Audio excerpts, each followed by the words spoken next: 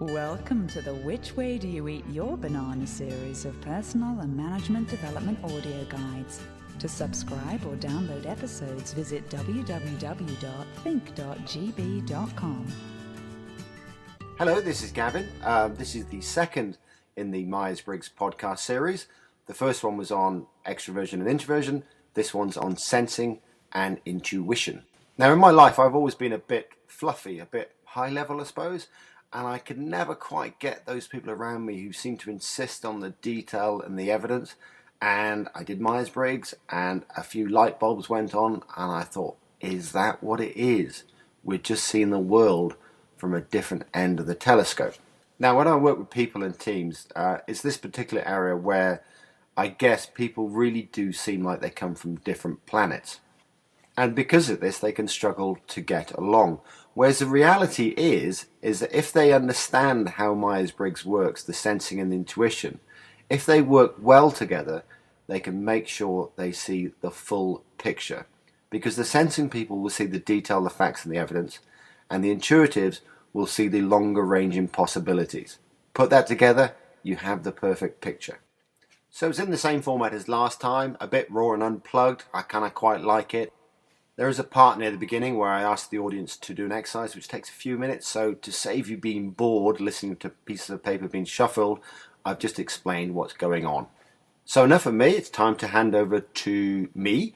Until the next time, take care, and I hope you find it useful. Thanks.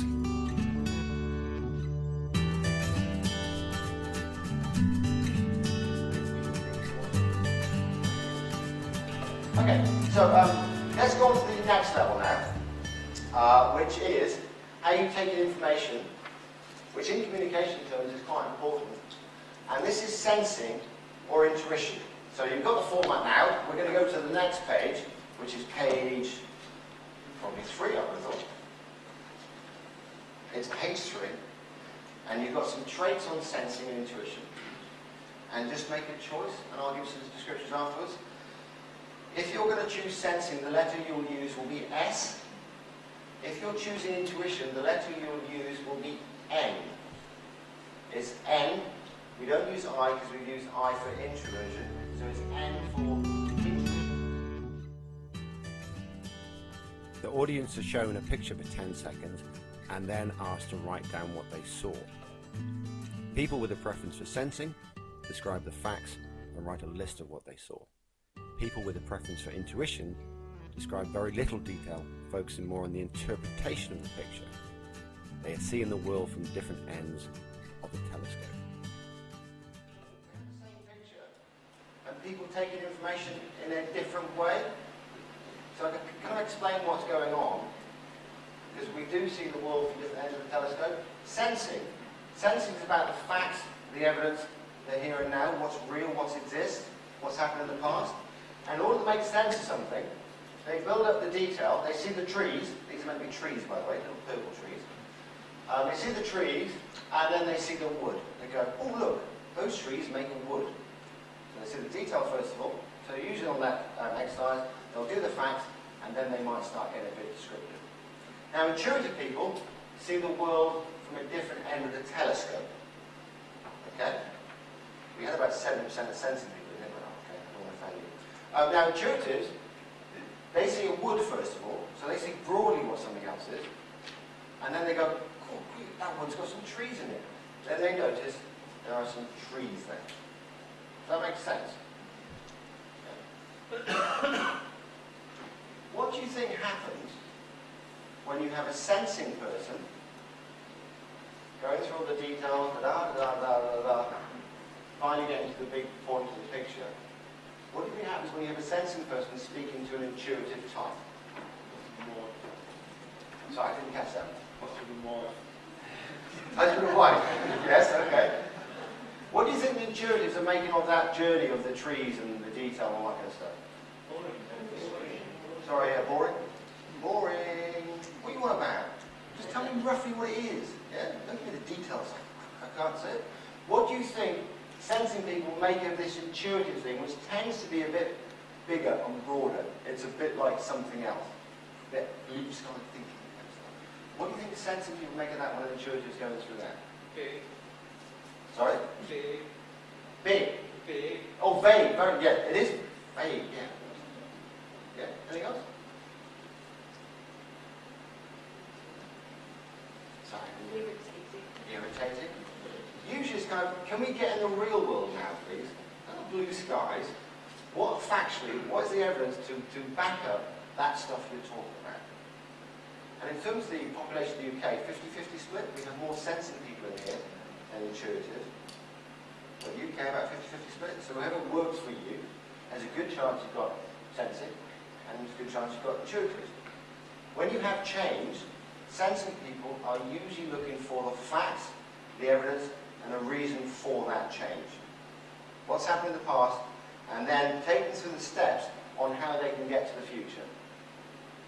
When you have intuitives listen to the same presentation, they're looking for what's the future, what's the end goal, and then we'll jump around the facts first of all. But if you're presenting change to people, you can have a mixed audience. Where do you start? That's not one of those rhetorical questions again. Where do you think you start? Sensing or intuition? In the middle. That'd be weird, wouldn't it? Like, we're going to start in the middle today, and then, yeah. Probably not the middle, but I like the idea. I might try it one day, just see what happens. Where do you think you should start? Sensing? Go through the facts, or intuitive, start with the end goal?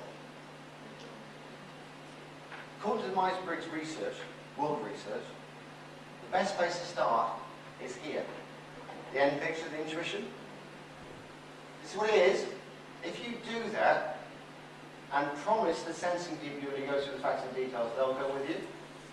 If you start at the sensing, the intuitives, they can't help themselves, they just go, what? So I have no idea what you're on about. So the best place to start is, what's the end goal, and then start bringing up the details that support the end goal. Make sense? So who do you think is most intelligent? There's 7% of you here. On IQ test, whether you use IQ as intelligence or not, I'm not quite sure. On IQ test, intuitive score higher.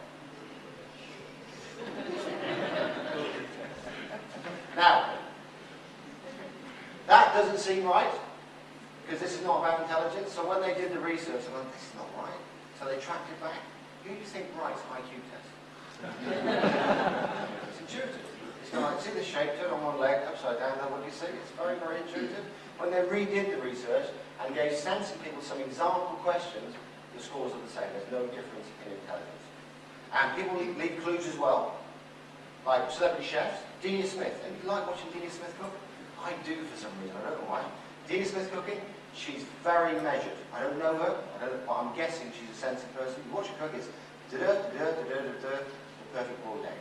Jerry Oliver, just chuck it in. Never seen him measure anything. So people do give clues as they go about their business. And they did this a program on TV a couple of years ago, which wasn't called Myers-Briggs, but it was Myers-Briggs. And they hung a tea bag from the ceiling. And they said, they tested people and said, okay, you sensing people, describe what you see. And they went, it's a tea bag. And then they asked the intuitive people to do the same thing. And they went, oh yeah, it's a bit like a spaceship, isn't it?